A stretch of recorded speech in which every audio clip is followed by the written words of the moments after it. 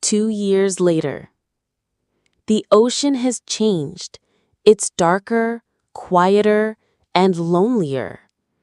Tico has grown into a strong turtle and now leads a group of young sea creatures. But he still misses Echo every day. One stormy night, Tico sees a bright light under the waves.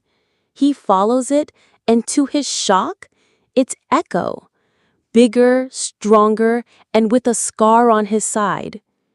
He escaped a sea park where he was kept for 2 years.